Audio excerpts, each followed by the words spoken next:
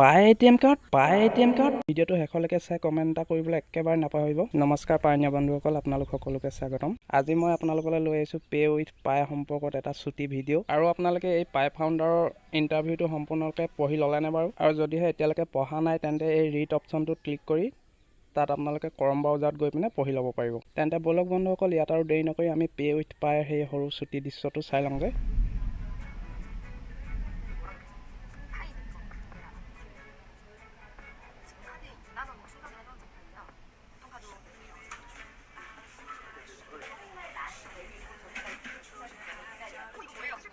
깜짝 놀랐어요. 그럼요. 이분이 이렇게.